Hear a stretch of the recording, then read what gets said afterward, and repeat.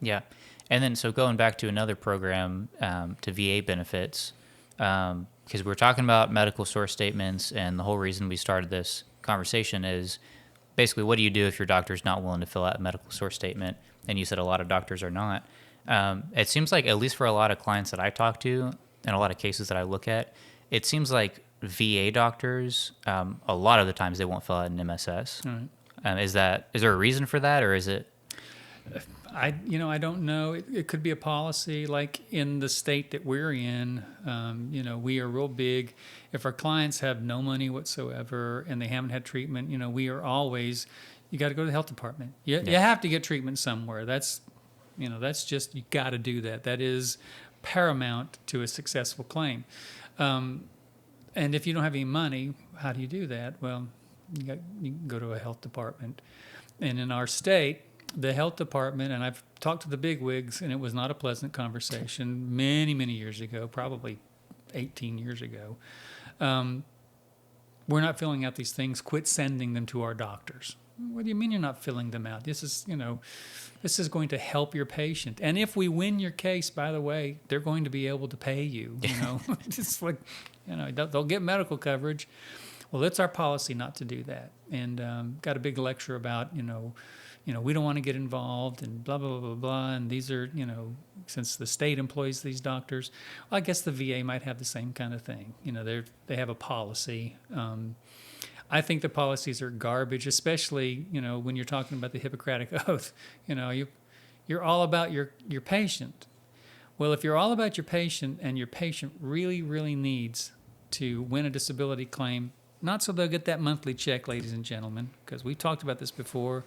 99% of my clients, when they talk to me about what they really want to win their case for, is for the medical coverage. Okay, well, if you're all about helping your patient out, and you took an oath when you got your medical license that's what you were all about, then help them out by filling out this form. Take the 5 minutes that it will take you to circle the boxes in the form that we fill out, or take the 7 minutes that it'll take you to either dictate a 2-paragraph letter or just handwrite the thing yourself. I wish I could say that there's a great reason, other than their fear of being subpoenaed to a court proceeding, which again has never happened. I've never heard of it, never seen it, and I've been in this for over 3 decades. But other than that fear, which is unfounded, I just don't know why they don't want to cooperate with us on that. And a lot of them do. And if any doctor stumbles upon any of these things, and you do complete a medical source statement, thank you. It goes such a long way to prove your patient's case. Yeah, especially since these doctors are they're writing what they already agree with. It's not like they have to figure anything else out. Yeah. They're seeing their patient. They already know what the symptoms are. They already know the impairments. That's right. They just have to put it into writing. Yeah, it's simple. On our form, there's like a little, some lines for a paragraph after you've circled 10 pounds. They can lift 10 pounds. They could stand for maybe 2 hours in an 8-hour workday, other kinds of limitations. And there's a little paragraph to, explain your answers. And a lot of the doctors will put, see my treatment notes. And you know what? That is perfect. That's fine. Thank you. Now what you've said is, here, Judge, here's the doctor's assessment. And if you want to see if this doctor's assessment is supported, well, go to their medical records, Yep. which are also going to be in the file. And it's just it basically wraps it up, puts a bow on it, gives it to the Social Security Administration. Yep. And then, so last thing, just going real quick back to the VA clinics. If they won't fill out an MSS, do you just ask them to write a narrative letter the same way as other providers? Yeah, a short narrative. Yep. Yeah. And then if they won't even do that, then we just do the best we can with the case. Yeah, exactly.